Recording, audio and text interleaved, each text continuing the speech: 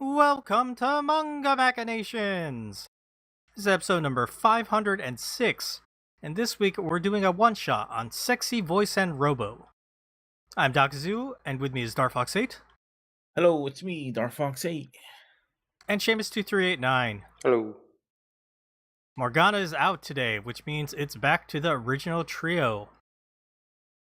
It's been No, didn't we do an episode last time where there was just the three of us? Yeah, sometime like almost 10 years ago, we were reading Billy Bat. I meant like recently. Okay. I thought it was like when we were reading like Billy Bat. Oh, we watched Velvet Goldmine, so it was actually pretty recent. Oh yeah, that was a film we watched. That was a film we watched after episode 500. Interesting. Mm-hmm. But yeah, it's back to us original three who started this. And that means when Morgana is away, we're gonna read maybe some questionable seinen. Though I think she would have enjoyed our main topic. But that will be our main topic when we talk about Sexy Voice and Robo. We're starting a little late today. Darfox fell asleep. He took a nappy nap. Took a nappy nap. It's the weekend. It's the weekend. You were up late playing Elden Ring with me. Yeah, I was up very late. And what you said there was like raining where you are? Because I knew I was gonna be in the chair for a long time while I'm podcasting. I said, let me just get in my bed and read the manga. And then it started raining, and I was just like knocked out for like an hour and change. And I was like, oh, I got a lot of manga to read, and we got a podcast in about an hour. So I made the call, or I asked to make the call. Yeah, that's fine. I gotta say, when it rains, it's like, especially in the afternoon, it's kind of like prime nap time. Yep. Do you take naps, Seamus? Rarely. Maybe it's... You drink a lot of coffee, right? So maybe it's the caffeine. No, I drink like 1 cup in the morning. Do you sleep well at night? I'd say I do, yeah. And you don't stay up like me and Dart, right? You're not a night owl. No, not anymore. I'm usually in bed like if I'm up if it's like 12:30, that's like a late night for me. Wow. Usually I'm in bed by like 11:30. I wish. Me and Dart are like 12:30. Why so early? That's it, like late night. It's like 11:30 up at 7:30. Good for you. Yeah, I mean that's not as early. Like I have some coworkers that are like, "Oh, I'm in bed by 9." I'm like, that's crazy. That's still daytime to me. Sometimes you gotta wake up at like fucking 5 or 6. That'll do it. My problem is, even if I was doing those types of like jobs that required that, I would still stay up till around midnight.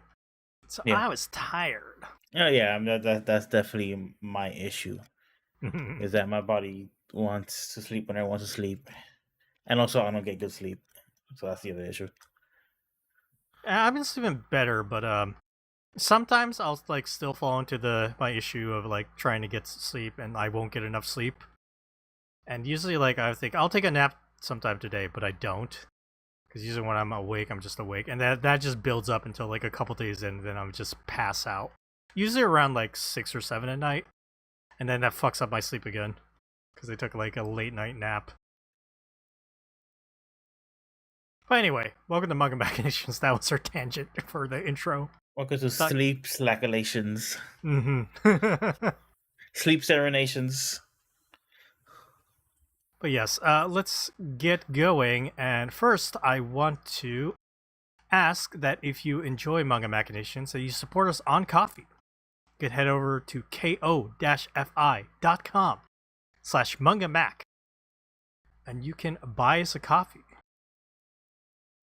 In fact, I want to give a shout out to Manga Machu, who recently bought us more coffee. So thank you for being a repeated supporter. Repeating supporter. My English is not happening today, sorry. Well, both is fine. Yeah. As you can see on this little flip that Darfox put up on our live feed, because we're recording live on youtube.com/MangaMacTV. I keep forgetting to say that until it comes up. Darfox put up a little splash of how our Land of Lustrous has been funded by Philip. Thank you to Philip, who also funded our Berserk's Psycho Selection. Our Oku the Inner Chambers should be happening, I think, starting in August.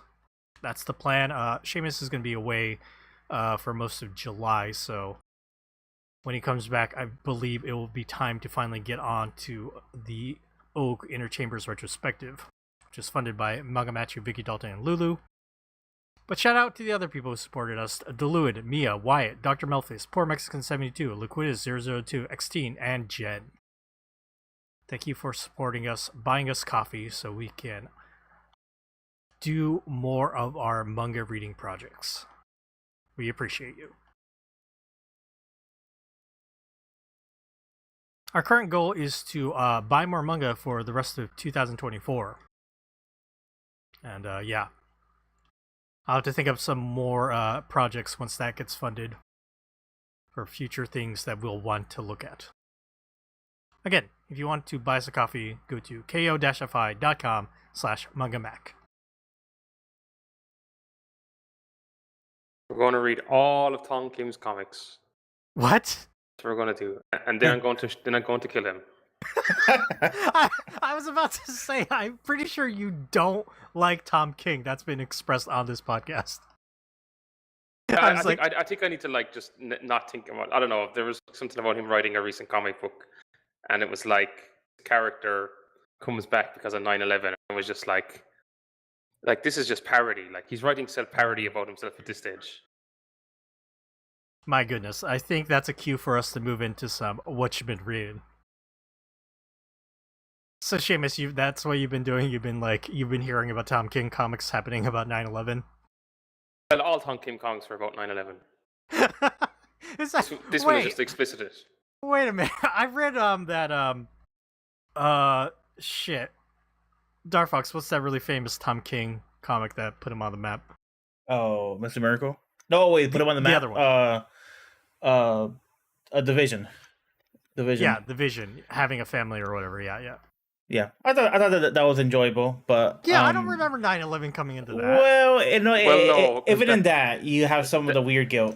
No, because see, Tom King joined CIA because of 9/11, and that book is about someone who probably committed war crimes in Iraq and Afghanistan, and has come back, and now he's like, I should be allowed to kill people because I did a bunch of good stuff. Why can't I kill people and do what I want? Feeling bad about it. The Vision comic? Yeah. Vision is the war criminal. No, Tom King's a war criminal. Vision's a fictional character. Oh, okay. Here's the thing: every Tom King comic is about Tom King and his time in the CIA. Yeah, I've heard this. Yes, there was a subplot in the Vision where he was doing government work, and yeah, whatever. Okay. That tracks, because Mr. Miracle was also about how Mr. Miracle was part of the Granny? And he thinks about all the dark shit he did with Granny or something. Yeah, Granny Goodness and the Vixens? This is all an allegory for fucking doing war crimes. Yes. Well, some of them aren't even allegorical. Some of them are I don't know, there's some Adam Strange comic where he genocides a planet. So Jesus. that's just, and I think it comes up in Omega Man as well. His Green Lantern miniseries, there's genocide in that, where they genocide a planet for a scarce resource. Oh my god. Do we need to cover Tom King on our next left to right? No, we don't. You sure? You can cover him. All you need to know is the man's obsessed with fucking 9-panel grids as well. That's true. Yeah. I mean, Watchmen did it, so everybody has to do it, right? I mean, they don't, but He thinks he does, because he's like, oh, that's what Alan Moore did. What Alan Moore didn't do, fucking joined the CIA. In fact, Alan Moore wrote a comic about all the fucked up shit the CIA did for a charity. That's what we should read for Left or Right. It was him with who was it? Oh, it was like Sienkiewicz or someone. It was just like a mad lineup of like him with like one of the top artists at the time. Like they did it for. You can actually read it on archive.org. Maybe we'll do some research so we can look into this, and we'll add some stuff to Left or Right. I thought we were gonna do Hellboy for Left or Right, the next one. Well, Do that that would as be well. that would be a good comic. Yeah, you know. Yeah, I mean, we should do good Comic Star. Crazy. Sometimes we read manga that is not as good, but you know, You gave everything a fair shake, though. yes. Seamus, besides ranting about Tom King, did you read any manga stuff? No. Well, I want to talk to you, Dar. I'm gonna go second this time instead of going last like I usually do. Whoa. And this also kind of pertains to you, Dar. I watched the Dead Demons Did a Destruction anime. Me, I've been interested in looking at that. That got added to Crunchyroll at the end of May, and I didn't know about this. Because I know this year they put out the like a movie in Japan, and then there's a part 2 movie as well. So in Japan it came out in 2 parts as movies. And it looks like they're doing 13 episodes and on Crunchyroll plus an episode 0. And so I want to talk about this. Now, I read the first volume of Dead Demons Did a Destruction, but I know the two of you covered it on an episode while I was out. And Seamus, you said you read a couple volumes of this, right? Yes. Okay. So the interesting thing to me about this is, first of all, it started like at the end of May, which is like halfway into the spring anime like season. So it was a weird start time. I know like Demon Slayer also started a little late, like a month later than the usual start time of April. So that's a little weird. That's why I didn't know about it, and I just realized it this week, and I watched the episodes. There's 5 episodes out right now, plus episode 0. I believe episode 0 was not included in the original anime movies that came out in Japan. And the thing about episode 0 is about the you have Kadode, right? The girl with the glasses, and her friend is Ontan, the girl with the pigtails, who's a little eccentric. The story of Dead Demons Dead Destruction is a alien spaceship has suddenly appeared over Tokyo, and it's not really doing anything. It's just kind of there. It did cause some destruction when it appeared, and some people went missing. Did they drop a bomb on that thing at the beginning when it appeared? Is that true from the comic? I don't remember that from the first volume, but it's possible that's something that happens. Okay, so the thing about episode 0 is it starts as the ship appears, and like the U.S. government drops a bomb on it, killing a bunch of fucking like innocent people who are right by it in Tokyo, causing a lot of damage, including it causes Kadode's dad to go missing. And episode 0 is about Kadode's dad. And I checked, and this is stuff that appears in like the final volume of Dead Demons Dead Destruction. Interesting. It almost kind of acts like a prequel to the series. That's why it's called episode 0. I saw a lot of people arguing in discourse about, oh, you should skip episode 0. You should watch it till, at the end of everything. And other people saying, no, it's okay. It kind of sets the mood and the tone of everything. Because you know how Dead Demons is basically like the aliens are here, but they're not really doing anything. It's about the mundane life living under the, possible threat of like any time that alien spaceship might do some shitty thing, but for the most part it doesn't. And then like the plot kind of goes along with it, plays like kind of in tandem of like the two girls getting ready for college and going through their lives. All while there are other moving pieces like the governments, like the Japanese government and the Japanese Defense Force and the US government. They're all trying to do things to like move along with the spaceship. Is that true, Seamus? Does that relatively track?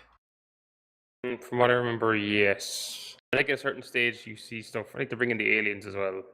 Yes. So the anime is up to episode 5, and it's doing a thing where in episode 1, like they're in high school and they're getting ready for college, but then episode 5, it shot back to like the elementary school period, Seamus, when Kadode and Ontan met and became friends because they found a alien, but they don't remember it. So I'm assuming like the alien erases their memory or some shit or something. Does it sound right? No, I don't know. I think they meet an alien at some stage, but like I can't. If they met him in a flashback, I can't remember. Okay. Because I think that's what's happening. And so the anime quality is really good. It's like well done. They use a lot of good CGI for like the spaceship and the effects. Good voice acting. My man Cress, Kenjiro Tsuda, is playing like Kadode's father. Very dry character. It's a very good performance. I guess like yeah, it's interesting how they put out episode 0 with this anime, episodic anime on Crunchyroll. I'm not They sure what do the that movies were like. For like, wasn't it like the latest Gundam series? Wasn't it on YouTube or something? Am I right? Does this sound familiar, Oh Dar? yes. Like the Witch from Mercury. Wasn't there something The similar? Witch from Mercury? Yeah, there's an episode 0 that's like a prequel. But it doesn't have the context of this existing at the end of the manga, because the Witch from Mercury is like a anime original, like most Gundam is. So it's just kind of like it's just kind of like a regular prologue to the story for the most part. I think well they did a similar thing, Seamus, with the Demon Slayer movie that came out. The Demon Slayer first movie was a part of the actual story arc. So a lot of people went to go see the movie because it's continuing the story.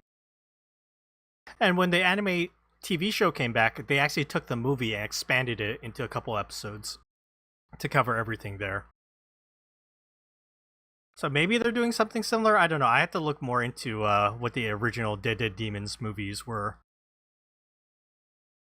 One thing about this anime, though, is I was watching the subtitles, and the subs are really bad. Oh. They're like really off, Dar. And you know how like sometimes there's like on-screen text of like some like messages or like news reports or stuff like that? Yeah. None of it has a translation. Mm. And you would say all of it, or most of it is relevant to like the storytelling. Like, yes, it's incredibly relevant. Interesting. I was looking through the comments on Crunchyroll, and apparently, it's because the subtitles there are just like the dub lines put on. And dub titles. Yeah. Yes, dub titles. That's always the worst. Done by Ocean Productions, who also handled the dub or something, and yeah, it's Oceans is a famous long running, it's a very old like dub studio. Well, their subtitle job is pretty bad, and a lot of people have been complaining about it in the comments. I saw. That's interesting. I wonder why it isn't handled as subs first or subs independent, and they just gave the whole thing to Oceans to just handle it. That's very weird. I don't know. Maybe with the Japanese publisher side, they deemed that. But yeah, it's pretty inferior quality. I saw a lot of people complaining about it, and I also did not think they were good. So, if you're interested in watching this, Star, I might suggest giving me a call so I can explain some things and watch them together or something. Okay. Maybe I'll read the manga and then watch the anime. I do own the first volume of the manga I bought ages ago, and I was planning on buying them as they came out. I just never did. I never came up with it or kept up with it. The anime is good, so like, I think I might watch the whole anime and then go back to the manga because I remember trying to read the manga. Whenever they got to the government stuff, like it almost went over my head because like too much Japanese vocabulary I didn't easily understand. complicated kanji. Yep. But yeah, it's watching it through anime form. It's good. It's nice quality. It's just a shame that the subs are bad. And it's kind of strange how they added that episode 0 to recap everything.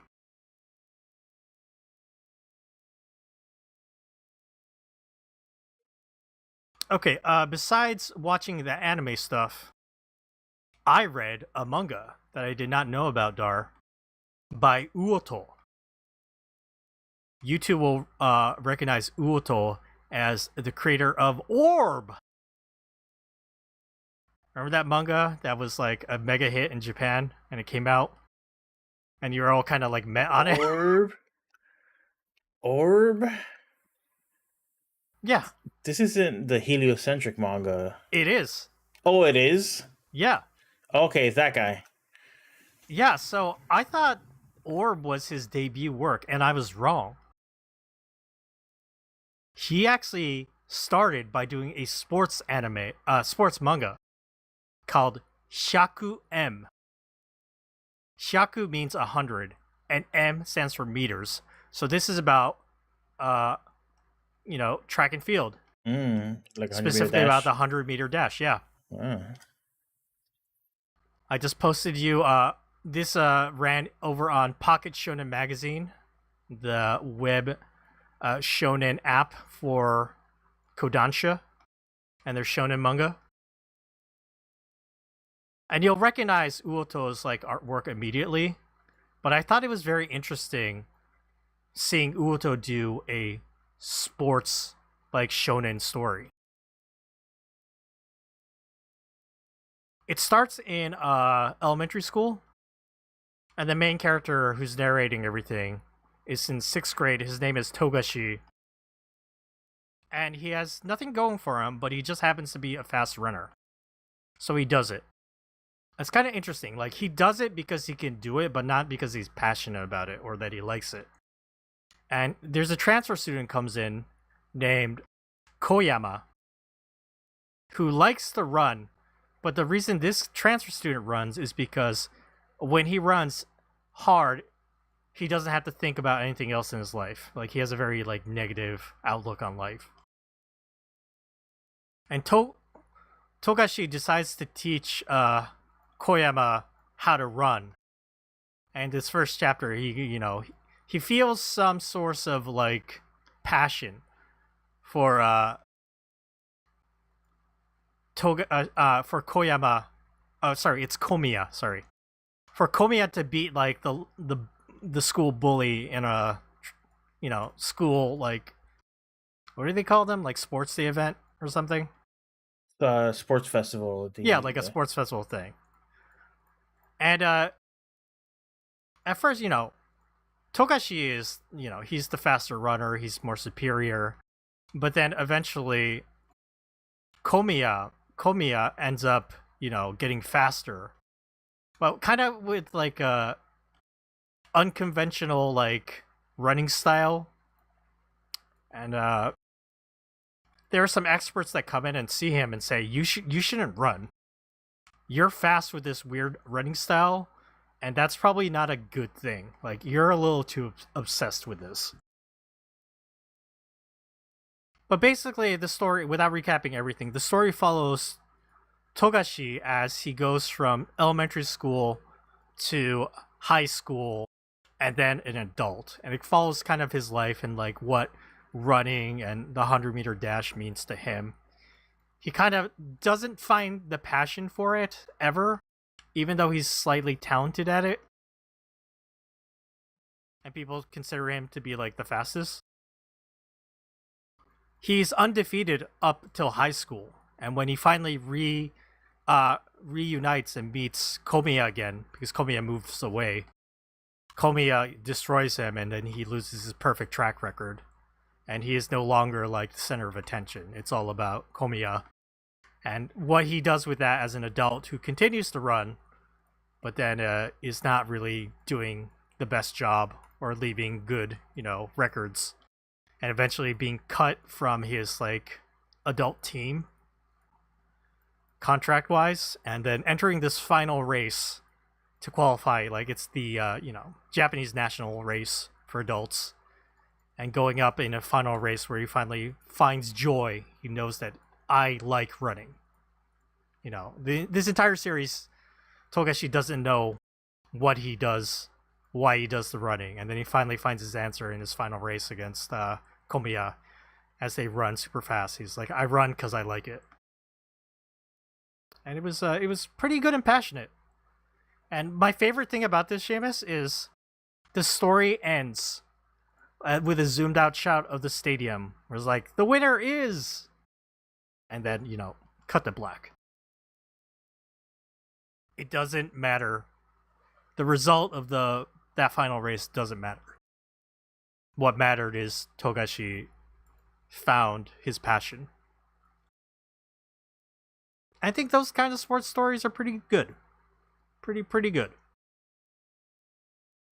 Dart, you put up some screenshots of this first chapter up. What do you think about Uoto's artwork in the sports sense? It's okay. It doesn't seem that dynamic in some of the more famous sports manga, but I mean, it's clear at least here what's happening is very readable. Mm-hmm. I think because this sports story doesn't focus so much on like exciting sports shots, it's more about like character drama. I could see like how that connected into what Uoto decided to do with Orb, and then what with his newest manga. The one about Welcome to Fact, the one about the conspiracy series.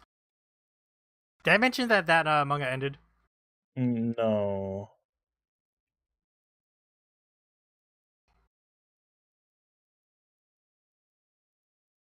Did I not?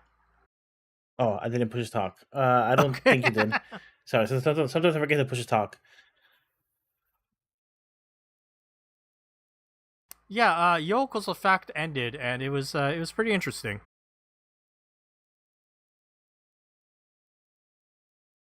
Maybe I'll talk about it in more detail later. Today, I just wanted to talk about this Shaku M, which was very good. Not too long. I think 5 volumes total, and recently they just put out like a double volume, like deluxe edition. I'm sorry, a deluxe edition, which put him into 2 volumes.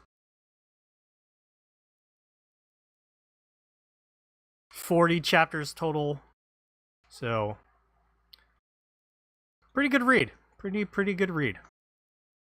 Uoto is talented and I enjoy his manga.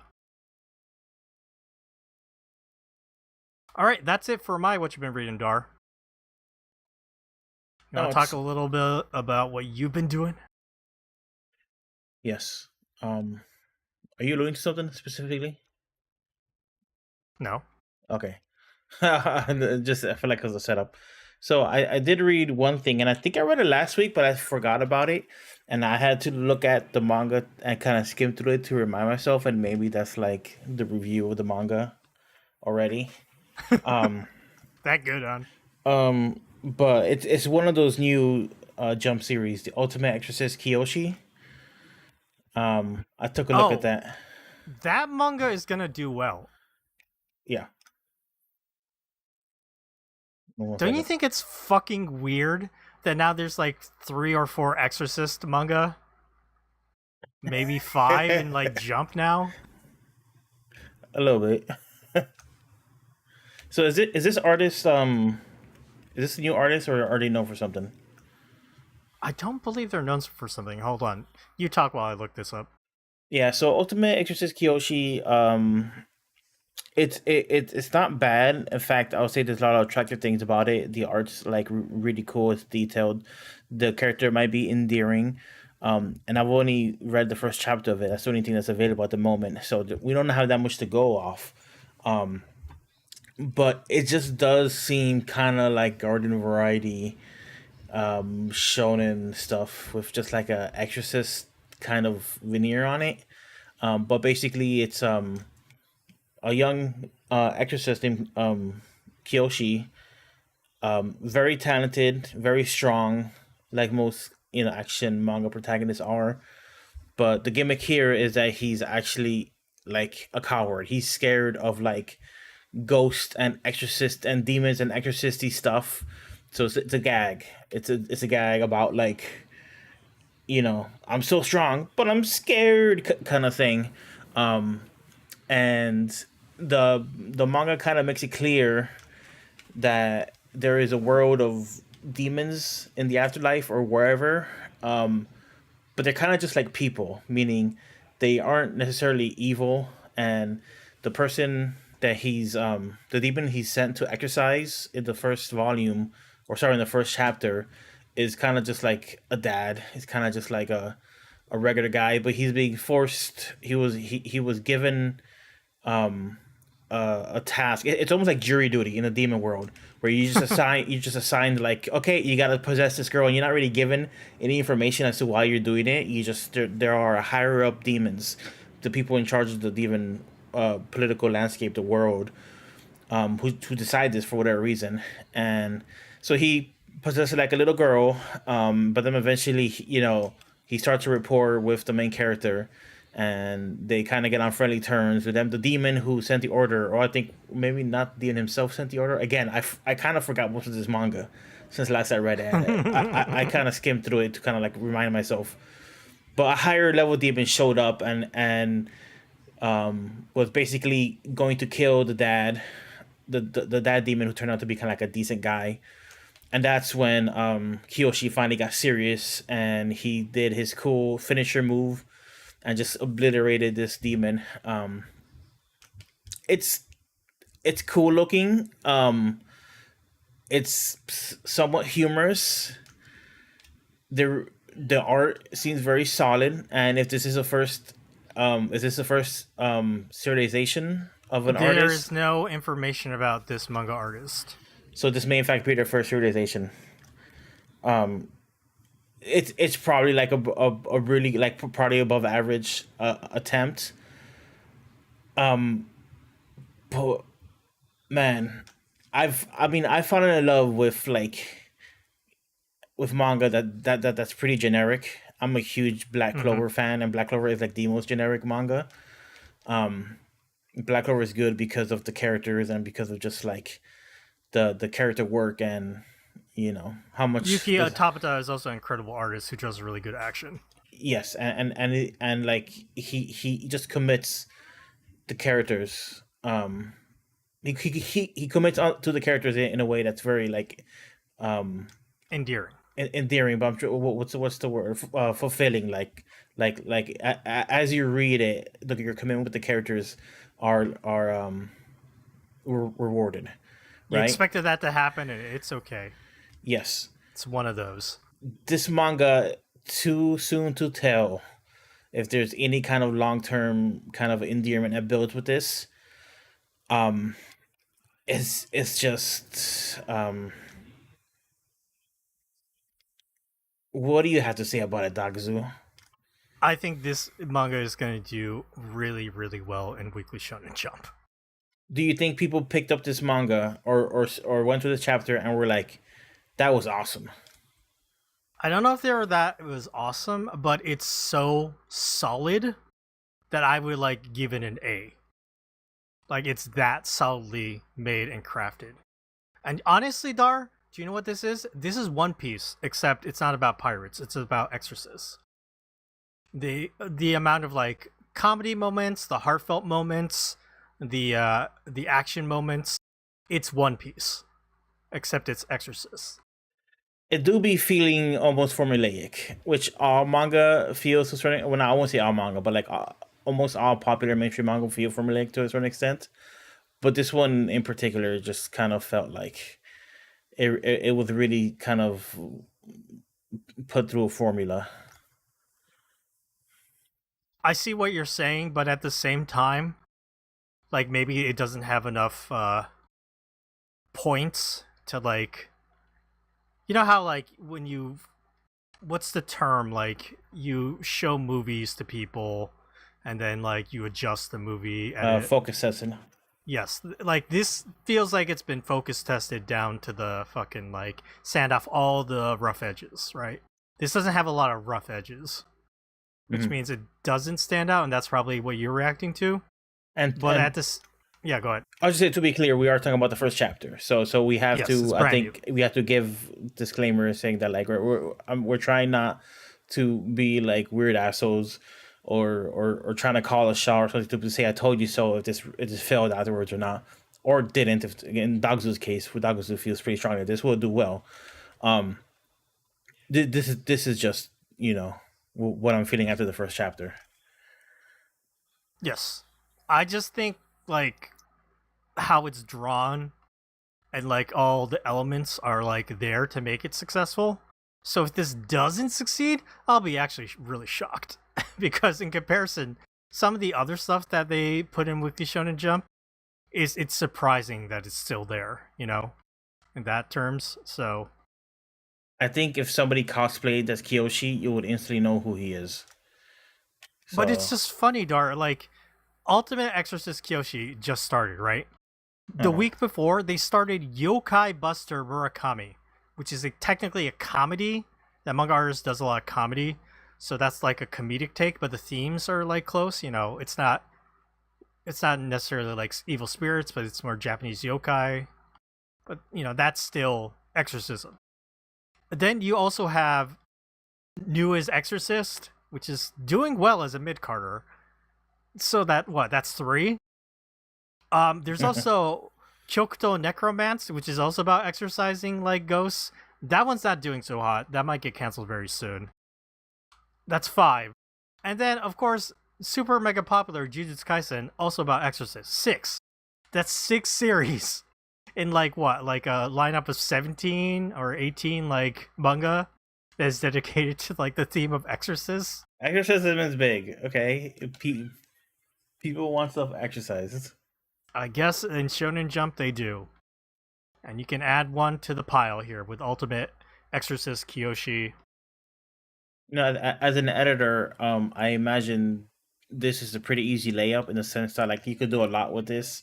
Obviously, there's an organization of exorcists, so you're gonna meet a whole cast and crew of exorcists, and this probably gonna be the weird one. This probably gonna be the babe.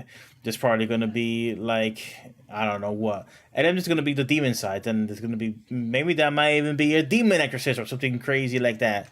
It's just like there's so much padding they could do, and by padding I know that sounds like a negative, but I guess so many places they could take a story like this.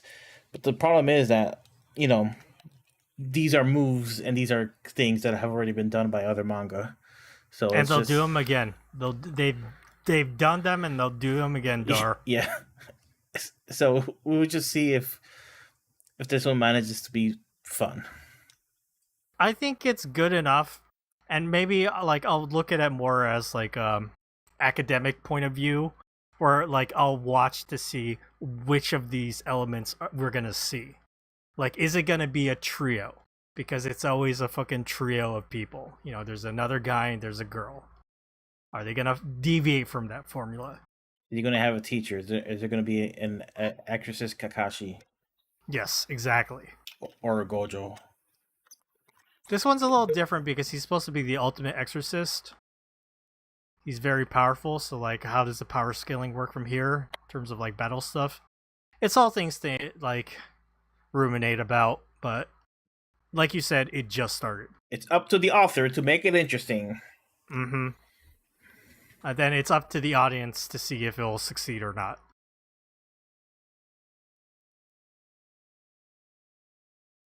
I'm surprised you talked about this. I thought you were just going to talk about our co-op rings. No. Did we talk about it last week? We talked about it a little because you talked about head-to-head that you put up.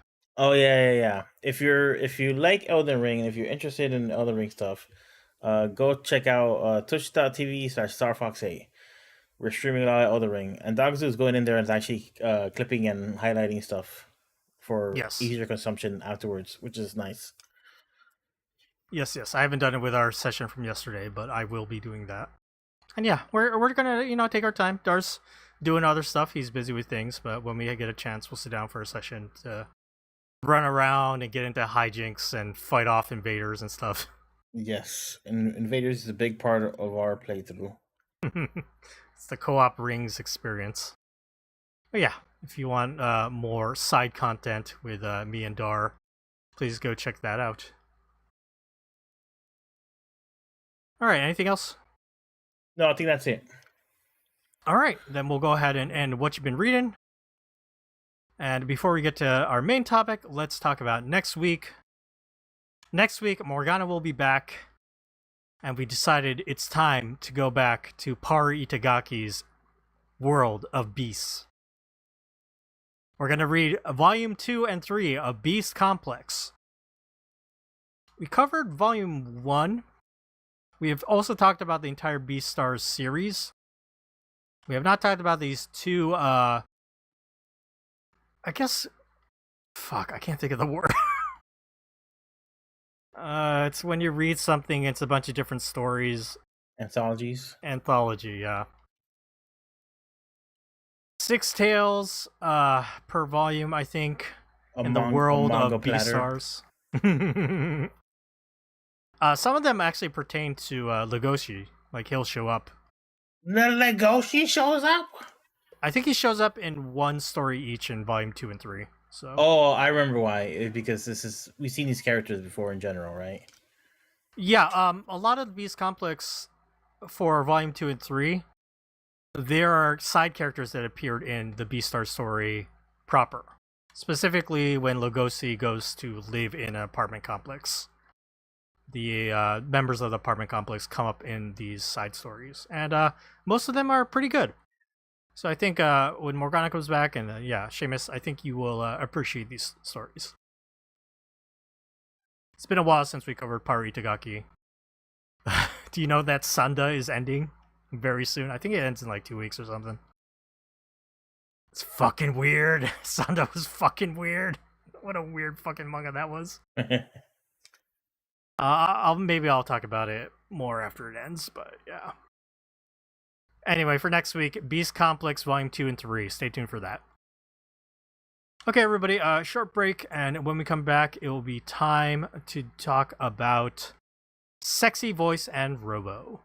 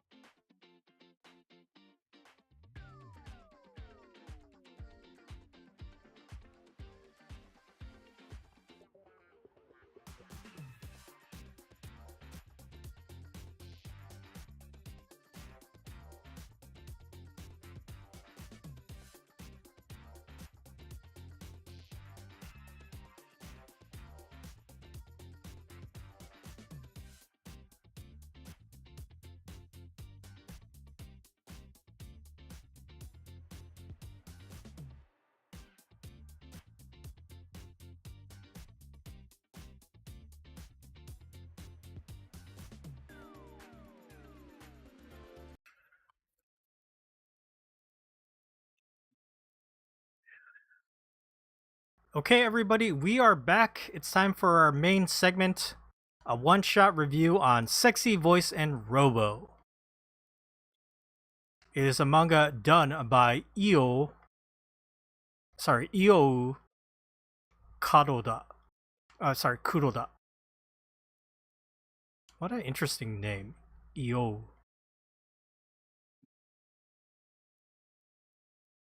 This manga was 2 volumes total.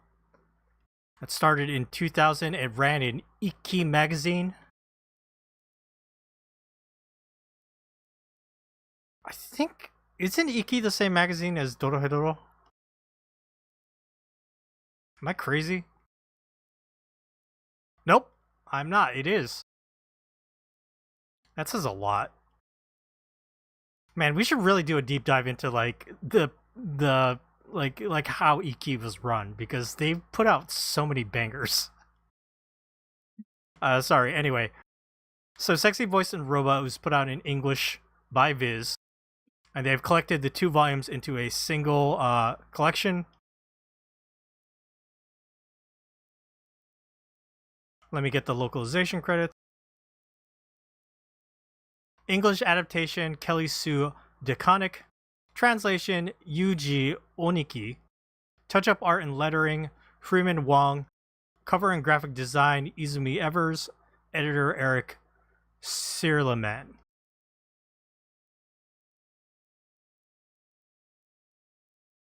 Let me read the copy over on the Viz website for this manga.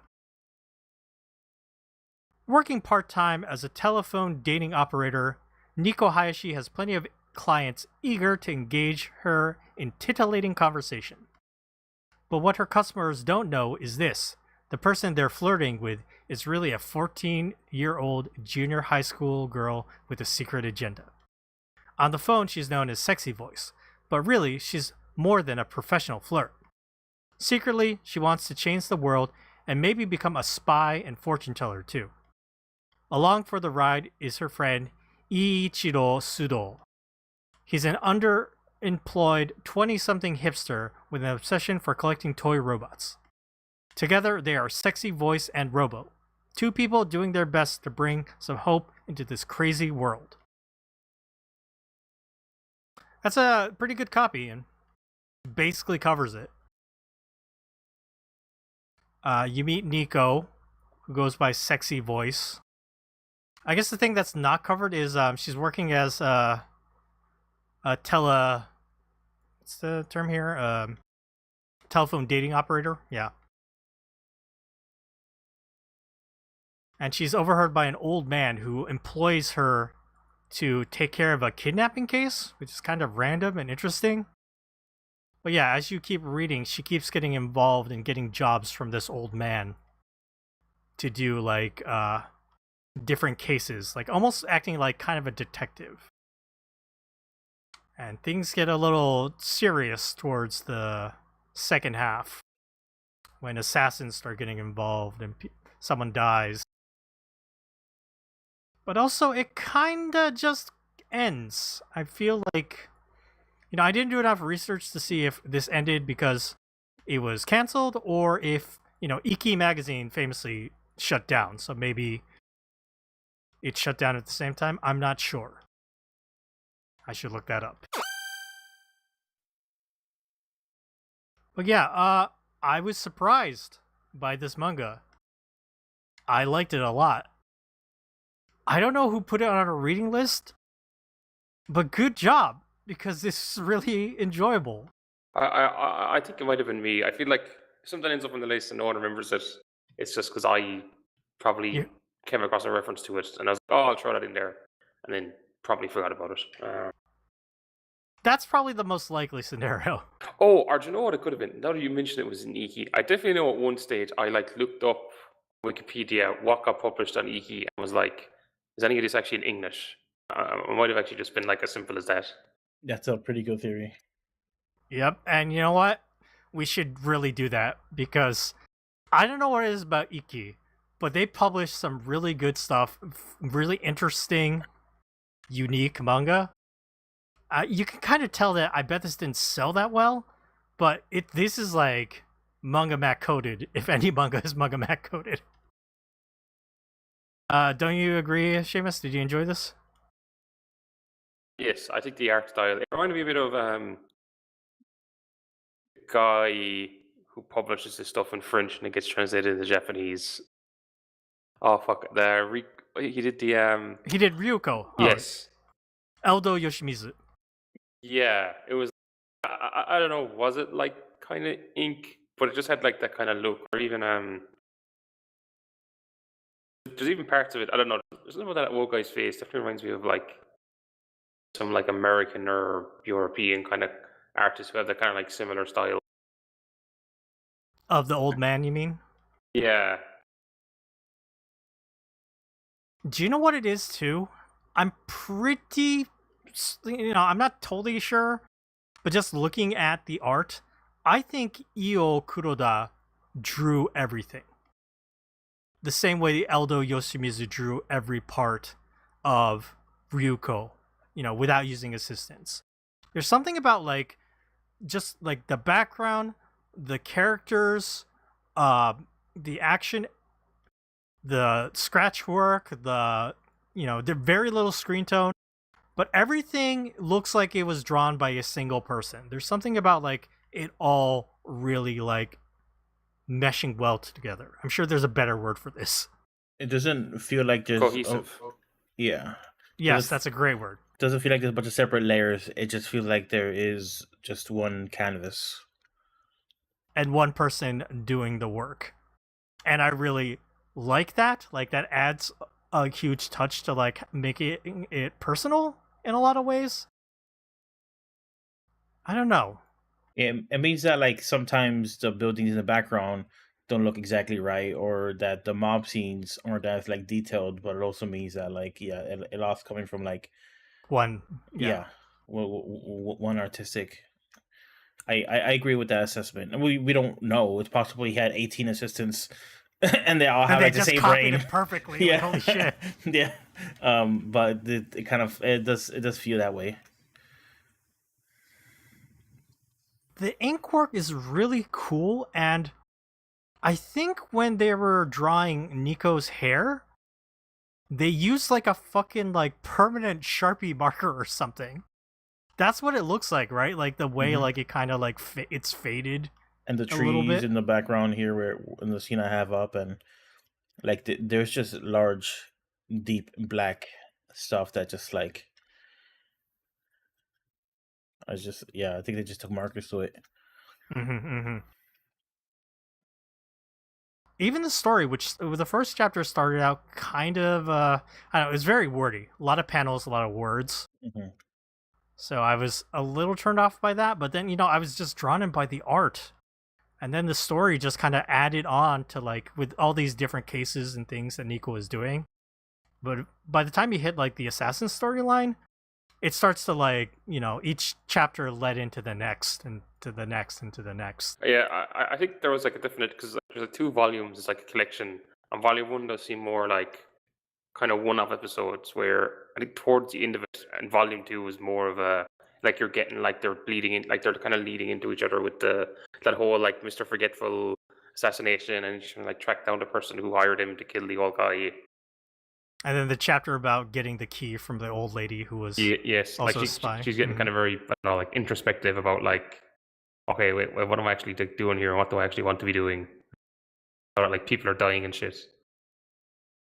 It kind of just stinks that like the last 2 chapters are about either the last 2 or last 3 chapters are about like the stopwatch and then like this woman, and they're finding her like messages because she wanted to be found. She was gonna kill herself, and then it just ends. Like that was the end. And I read that and I was very bummed. I was like, I would have liked to have read more stories about Nico and Sexy Voice and Robo. But yeah, sorry, Seamus, I didn't mean to cut you off. Let's talk more about like the stuff you like. I saw lots of night shots that were drawn pretty well. I was like, I bet Seamus enjoyed these. Yes. There's like shots of stuff in them. I think they even talk about that as well. Is there some bit early? I think when she meets the old man, they are kind of commenting about that. All the buildings lit up and stuff. Oh, right, because it was the start of the 2nd chapter.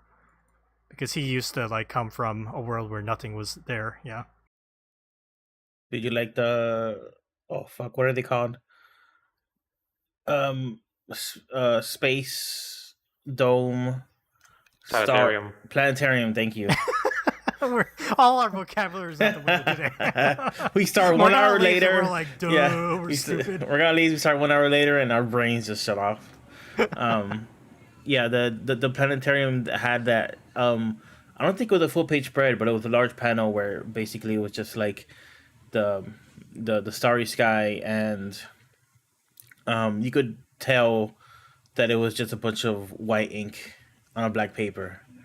To the point where like some of the blotches didn't look like stars; they looked like a drop of ink because it did that thing where it kind of pulled heavier on the edges and in the middle.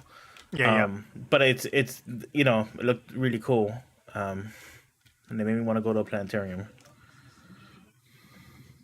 Is planetarium like a kid activity, or is that like a all ages activity? I think some friends of mine are over visiting here. I'm pretty sure they went to a planetarium. Okay. It seems like a school activity, Dar. You know, you take the field trip over to the planetarium. Oh, Yeah. I was going to say, I went to a planetarium when I was in LA. There you go. Was it nice? Shame was a child at heart. It was all right. It was kind of more like killing time. I think it was, what was it, the Griffith Observatory. Oh, yeah, that place is famous. Yes, I guess it's famous for the sunsets. Like, I didn't, I guess, realize it till we got there. And I was like, oh, the sun's going down. Because it's like, if you look out, you can kind of see like the hills and the sea. And then I was like, oh, the sun's going down. This is really cool. And then all of a sudden, like 5 helicopters show up. I'm like, oh, they almost had like paid to like get the perfect shot as the sun Wow. goes down. Then There yeah, you go. and then we're just like, I guess we'll go to this planetarium thing. What are we here like? I don't know. It was grand. I don't know. I don't know. Am I all that like amazed by him?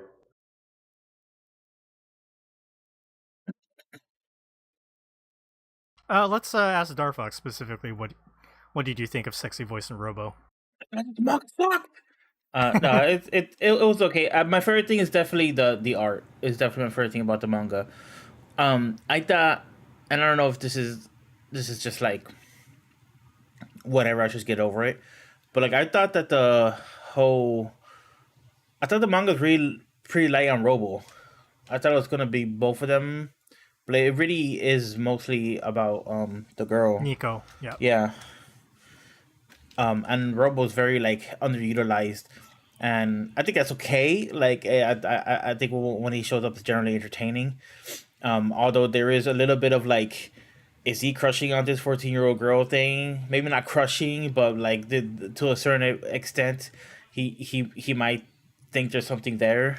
I don't know if I'm just thinking that, but I felt like I mean, he brought it up because his Yeah. friend was like, "Doesn't she like you then?" And Yeah. he straight up asked her.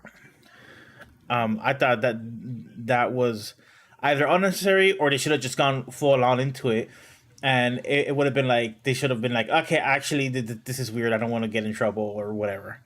But he wasn't that present for him to be part of the title. I feel like this is one of those mangas that they just needed a title for, and Sexy Voice and Robo is like, what the hell does that mean kind of title, where like it just makes you want to skim through it and look at it and see what it is.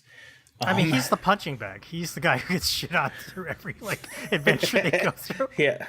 His car gets stolen by that like girl in the second chapter, and then that ends up like becoming like almost an assassination plot to take out like a soccer player or something in the third chapter.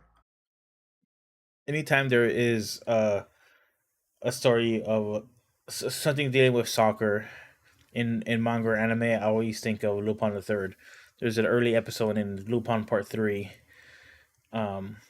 where they go to Brazil and they're stealing. Wait, I think they're stealing like the profits of the finals of the World Cup. But for some reason, it's all in like gold bars.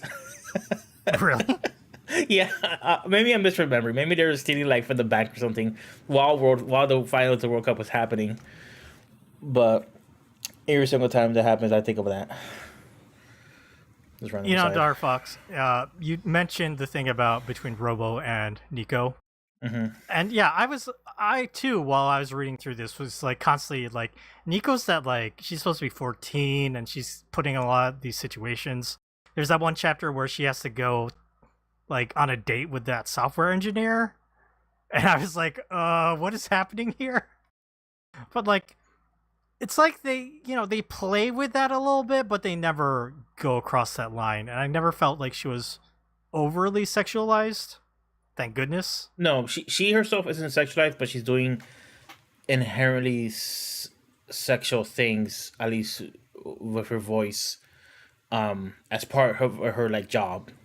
Right. So I think it's definitely kind of part of like this, like this allegory for agency, maybe, where she's using the feminine wows or whatever you want to call it, kind of to her benefit and to achieve specific goals. It's part of her work, and she wants to work in this field that she says it's what spy. Spy and fortune teller. What a combo. Yeah. So like I think it's interesting and it's kind of smart, because the like you said, like the manga, like maybe the closest was like some of the scenes, when she showered and when she was like painting her nails, but even those scenes aren't like super voyeuristic. She isn't like super sexually exploited visually with her body.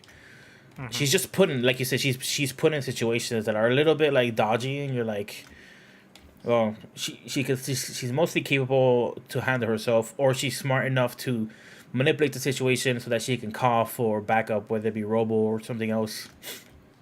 Yeah, she's very smart. I Yeah. liked her as a character a lot. I also really liked how, in some cases of the cases, they didn't always have like a super like she resolved everything.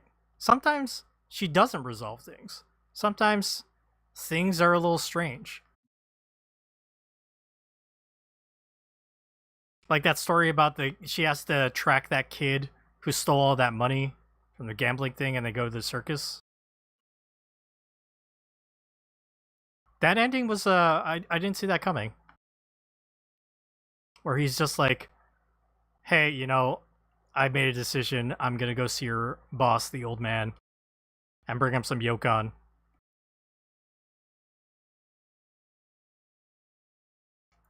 That was kind of interesting. Like she couldn't really get through or manipulate that character that much. He just kind of almost resolved it himself. Mm-hmm. Or the episode where it's about the barber, and like what I was it clear like did that guy who came in with a motorcycle did he actually rob a bank or something?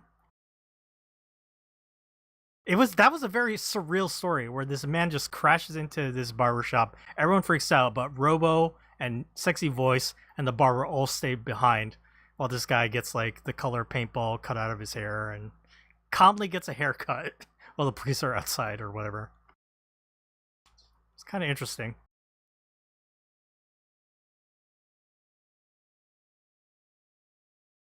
What do you think, Seamus? Did that man actually rob the bank? Is that the implication of that story? Like they were implying because they were saying is the security guards shoot people with paintballs or something? Yes, that's a thing in Japan where like actually it happened. I think in convenience stores too, they have like paintballs that they throw at like people who like run. Oh, interesting. Okay, I thought it was like the bills were tainted. Oh, you like the exploding bills, right? Yeah. Okay. That's cultural context that I did not have. Okay. Actually, yeah, that's maybe one con here is some of the localization and the translation here feels a little like obtuse and not like they don't fully explain some of those things like that. It feels like there should be a translator note or something, but there isn't. It's just kind of played. Were you guys confused by other stuff to this manga? I can't remember examples, but I thought I thought it was like, oh, that's odd. But then I was like, okay. you So move it's on. just- Yeah, right. Yeah. Like I guess that's what they do in Japan. I guess they just like hit them with a paintball. They do. It's very You just Next time I go to Japan, I gotta run out of a store and be like, see, is it still the case? just cover yourself in paint thinner beforehand, so that when the paintball falls on you, just it wicks wipe right off. Or I guess if I wear a wig and they hit the wig, because that way they won't know what my hair color is, and I can. You I wear don't a know. double set of clothes and you just That way I don't have to pay for my like beef and egg onigiri that costs like $1.50. Just spending $2,000 flying over there. Yeah, food is cheap. There's a lot of tourists in Japan right now because the yen is so cheap. A lot of people going to Japan. It's actually making all the tourism spots crazy crowded. But tangents aside, yeah, I guess even like the central the opening concept here of Nico being a telephone dating operator. Do you both know about like what that is in cultural context? It's not just phone sex, I assume.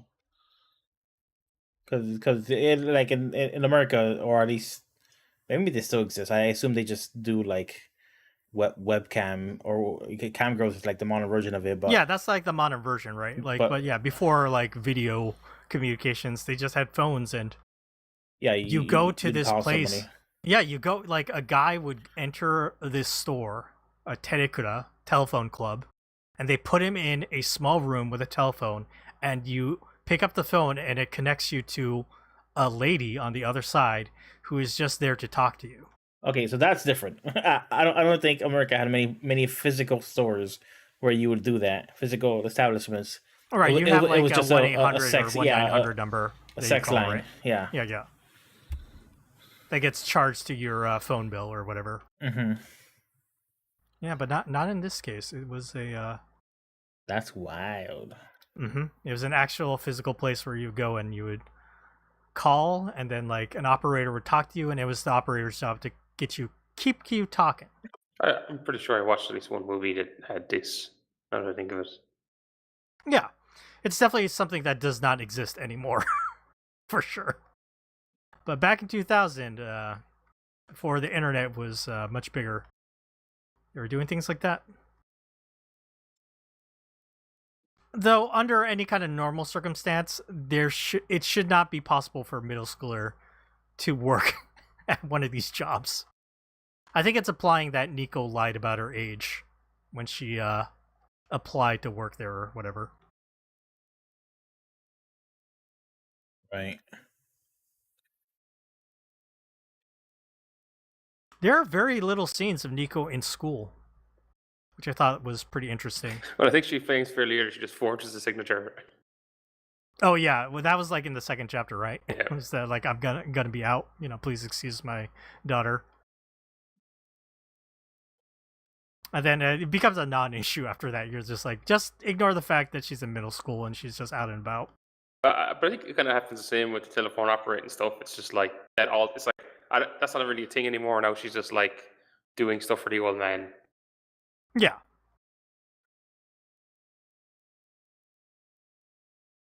Let's talk.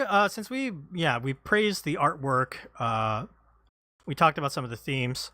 Let's talk about the individual cases that you guys liked. What did you like, Dar? Any one of these stand out to you? These storylines? Honestly, it's a blur from your nap.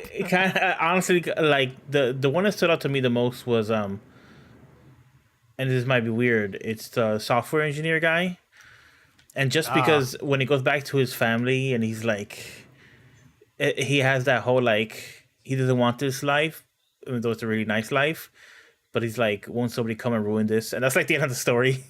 Mm-hmm. Yeah, so like that's like the big standout thing to me.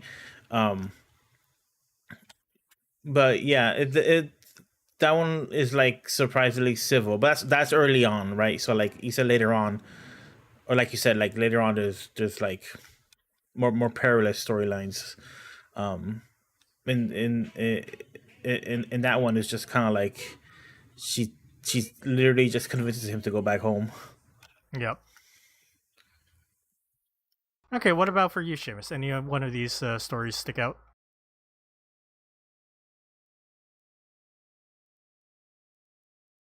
I think the one actually, with the guy in the chili, just because it was such a break in format. Nico is almost like a non, like she's hired to like find the boy, but like yeah, she really doesn't do much with him. Besides, see him at the circus and they have a conversation about what to do. And there's some really nice like circus acts that are being drawn. And then, I think the one where she meets the old woman, and then the one where she gets the guy. I don't know. I think the one that gets the guy. I think just like some of the artwork there, I really like, because they're like driving through the city at night and stuff, and shots of the city and her reflection. And it's funny what you're saying about the wordy stuff, because at a certain point I was kind of like, I'm just kind of like going to like skim the words and more just look at the panels. I don't think I'm going to be missing much with like, not reading every word in this thing. Yeah. I get that. The story that stands out most to me is it's at the end. It's the key. Because first of all, that chapter, it's chapter 11. Location 327, Dar, if you want to pull that up. It's a 2-page spread of Nico in front of this like really nice like gated forest and a house in the background, and I was just like, this art is so fucking good. Like the way I can tell where the trees are, where the shades are, that this is bamboo over here. Yeah, it's, and then like the entire conversation about like between Nico and the old lady, and they're kind of like trying to suss each other out a little bit. And later on it ends with, Nico asking her about like, were you glad, why did you become a spy? Were you glad that it happened? And it's just like one page is a close-up on Nico's face. And it's a very good illustration and good expression, with the old lady answering Nico's question. But was it something you wanted? Are you glad you did it? Well, sometimes it's your skills and not your will that sets you on your path. And everything about that page and that expression kind of like it got that emotion across of, it was a moment of clarity for Nico. And I was just like so impressed by the time I reached this point of Sexy Voice and Robo. I was just like, this guy is fucking great. And I gotta look up more stuff done by Mr. Io Kuroda. It looks like he hasn't done that much, though, so. I imagine once Iki went, I'd say he lost his avenue for doing these types of stories. Yeah, because I know it didn't Thor hetero, but she was able to transfer to like another. Yeah, one. Another magazine, yeah. And also, kudos to whoever decided to bring this over. Like, who was like, hey, this is worth publishing in English. Because this really is worth publishing in English. Holy shit. Why have not more people talked about Sexy Voice and Robo? There's kind of an afterword about the guy talking about it.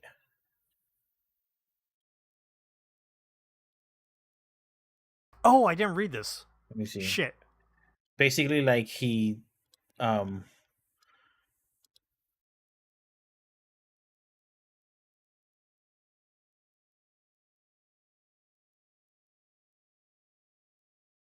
What's it, Mark? How would you pronounce that name? It's really small on my screen, so hold on. Yeah, it's like Mark Weidenbaum, I think. Weidenbaum, yeah, or Wiedenbaum. March 2005. There's a bit at the top actually where he's on about, where is it? Third paragraph.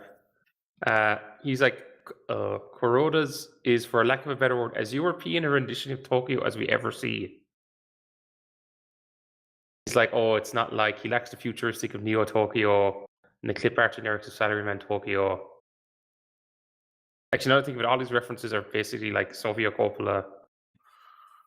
This reads like a very 2005 comment. Yeah, shit, I should have read this. I only read the opening thing where he talked about he got the idea from talking to a friend who worked at one of those as a telephone, Yeah. operators. And he claims this is like a true story. I'm like, to what extent? Yeah.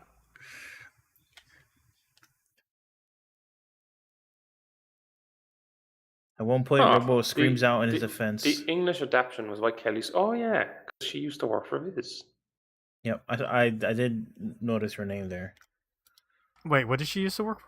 She used to work for Viz. Kelly said Cormac. She's credited as English adaptation. Right. Wait, isn't that? Pretty Deadly. Oh my God! Deadly Pretty, or Wow. they did translation work for Viz, and I think maybe even Tokyo Pop. They did. Well, maybe not translation, but English adaptation. That means like making sure the script makes sense in English, like fixing the script up. That's probably what happened. Interesting. Even more Manga Mac connections. It's kind of a shame Morgana missed out on this because I think she would really enjoy this. Yeah.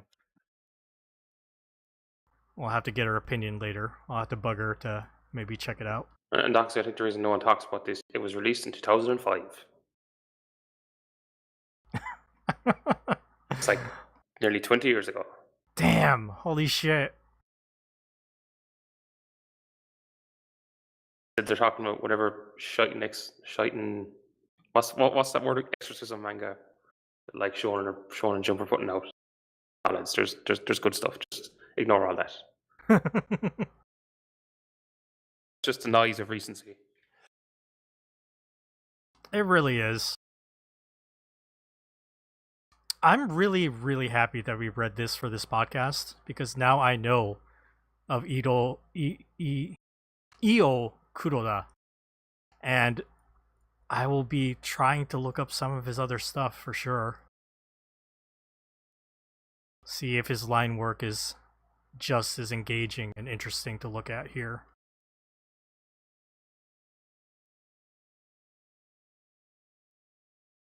Like I said multiple times, it really makes me think we should do like an episode just on Iki as maybe like a history thing. So we can all learn about like how Iki was able to put out so many like really fascinating like stories. You say we, Doc, because the only one person on this podcast can read Japanese. It's true. I'd have to do the research, but maybe I will.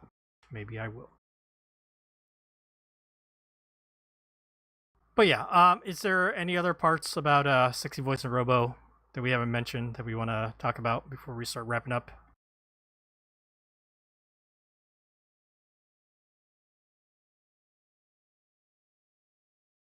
Anything, Darfox? Oh, sorry, I was muted. No, not really.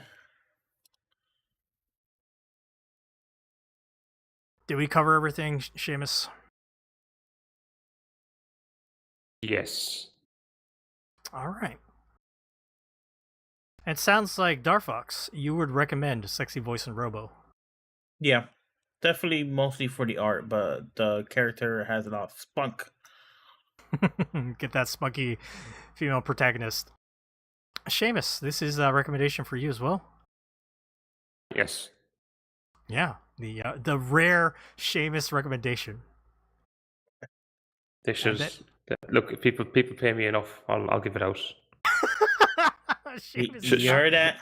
Shonen Jump. You can find out where I live. Contact us. These near 10 years of podcast is just establishing Seamus as a harsh critic so that he could turn around and get a payday. Yeah, it's like, I don't know, some random ass harem romance man got be like, lads, this is like the shield of manga. Oh yeah, I guess to be fair, it'd probably be very obvious in this. Like, okay, there's gonna be something going on here. We'll find out when it happens. Or I have like a Dave Meltzer type breakdown.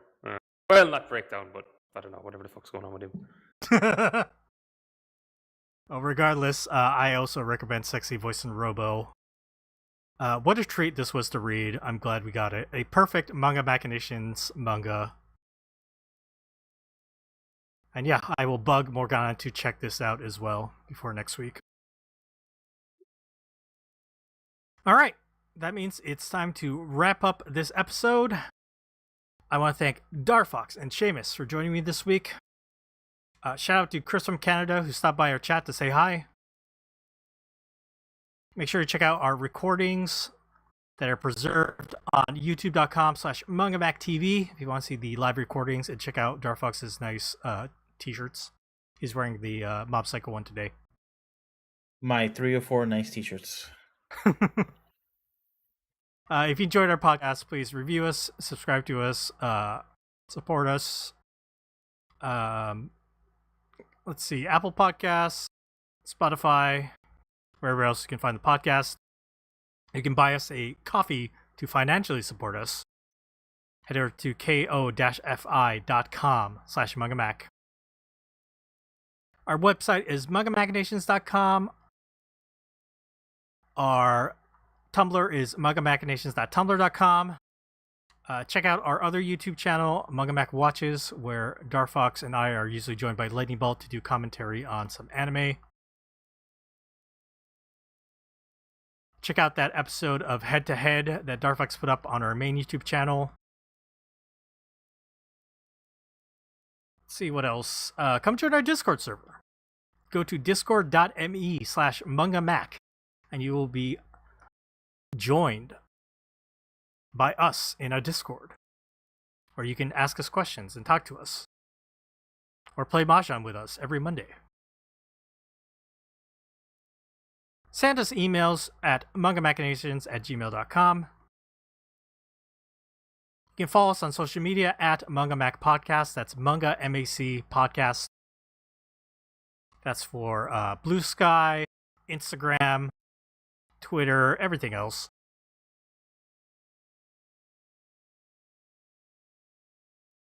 And you can follow my personal social media at DocZoo, follow Darfox at Darfox8, and follow Seamus at Seamus2389. Remember, Seamus is spelled without an H. Alright everyone, thank you so much for listening to us this week. Bye bye!